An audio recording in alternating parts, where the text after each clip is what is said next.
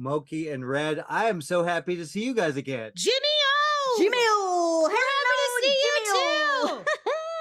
Now, okay, here's the thing, guys. When I last spoke to you, you were talking about all the songs you sing, all the lessons you're learning.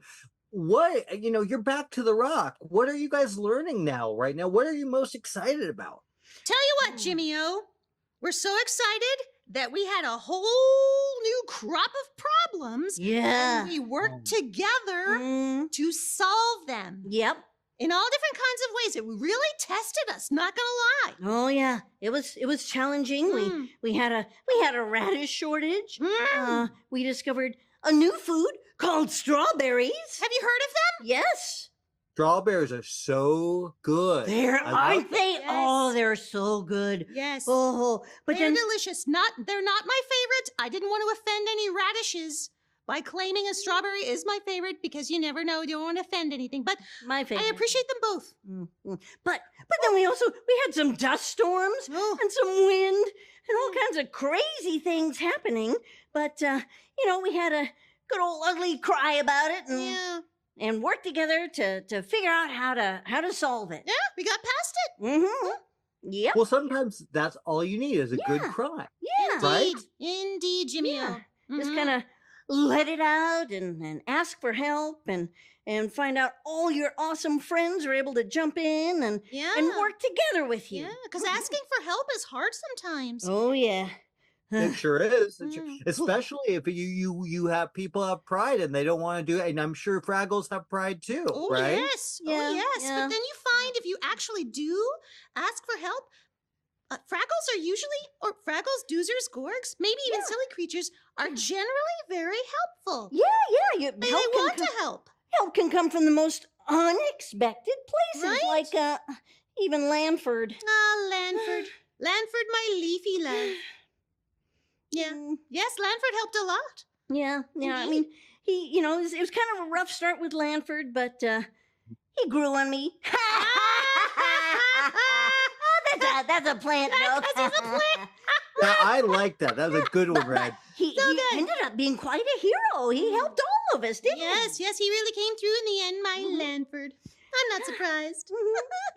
Well, sometimes you have to give someone a chance because you're not going to see their true colors right away. And sometimes they're going to surprise you in a good way, right? That is correct. Very insightful, Jimmy-O. Yes. Now, some of the things I like about the Fraggles is that, I like to sing. So, and I know you guys like to sing. There's a lot of singing going on again. What are your favorite songs that you've been doing lately? Oh, so many. There's so many. So many. Well, Jamdalin and the Troubadours, they come back. Oh, A lot yes. of good songs there. We've seen them recently. And, oh gosh, Mezzo. I mean, Yes. Mezzo. Yes. Oh, Totally new. such amazing music. But my favorite tends to be the one that's kind of the favorite of the silly creatures. Do it. Get your cares away. Worries for another day. And whenever silly creatures, they jump along and clap along. Yeah. I think they really like that one. Whatever happens next, we're ready to face it together. Who wants to harmonize with me? Pooper. Huh? No. First of all, I just spent 4 minutes talking to Mokey and Red, and I feel like a kid again. Is your life changed forever? Aww. My life has changed forever, and I can't even imagine you guys getting to be a part of this world. I guess for me is I found it pretty interesting how older fans and younger fans have found a way to get into the series again. And going into season 2, what are you most excited about? I guess start with you, Matt.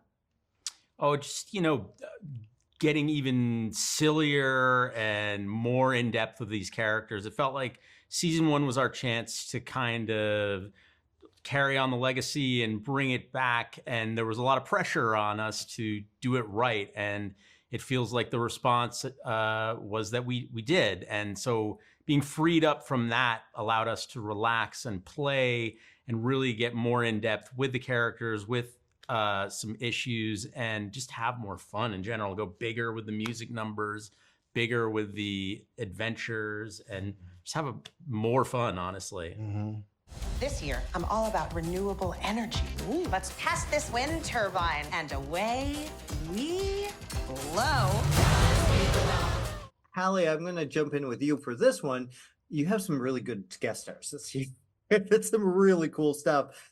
How easy is it, though, to get like someone like Catherine O'Hara? Yeah. Oh, all of it does take a team. It takes a village. It takes a Fraggle Rock to, bring on, somebody of Catherine O'Hara's prestige. But you know what? Also, the minute I know that she saw the material, was hooked and in. There's so many Fraggle fans. So once you reach out, you're going to be very surprised. Adam Lambert was the biggest Fraggle fan. So just very exciting. We have a wonderful team at Apple TV Plus. We have a wonderful crew that helps us bring it together. But I'll tell you another secret ingredient to getting these celebrities. It's Gobo. So we always are like, Gobo, I'm going to need to film you talking to Brett Goldstein, trying to ask him to be a part of the show. No other show. We'll do it. No other show can do that. So I'm just going to say Gobo's our secret ingredient. Weapon. Yeah, secret weapon. John, you're the secret ingredient here. Yeah. Well, I guess so. Yeah, he's the secret ingredient. Who doesn't want to hear from a Fraggle, a personal video message from a Fraggle saying, come join us. Come on. Exactly. It's like my childhood dream come true right there. Right. No, it's funny because I'm such a fan and I grew up with these guys and I'm feeling like a kid again. How do you find, how do you guys come up with stories that still feel relevant, still feel fresh and still feel, like a part of the world of Fraggles? Yeah. It's well, I was gonna say, I think it is creatively a challenge to do that, but it's also amazing that, the issues that kids are dealing with today are still very relevant from what they were in 1983 when the original series came out, and you could look at that as both a sad thing or not, but, they're dealing with those same issues and plus. And I think what we felt going into the second season especially was, the world is changing and there's a lot of conversations that are happening that kids are hearing and they're exposed to, and they're important conversations that kids and their families need to have. So the two things that we heard back from families that they were most concerned about were climate change and food insecurity. And so it was like, okay, those are big topics. Those are serious topics. How do we do that in a Fraggle Rock way that, gives kids hope for the future? That it's not, I think there's so much that's cynical out there. There's so much that's negative out there for kids looking ahead into the world. We wanted to make it hopeful. And Halle has this great phrase called hope punk, making hope cool. And I love that because that is the spirit of Fraggle Rock for sure. And then I love that. We could use more of that. We could use a lot of hope punk. I was just going to say, then we could get very specific with topics. We had, one episode where we were like, we should talk about, but how do you do it in a Fraggly way? Sort of the abuse of social media and spreading fake news.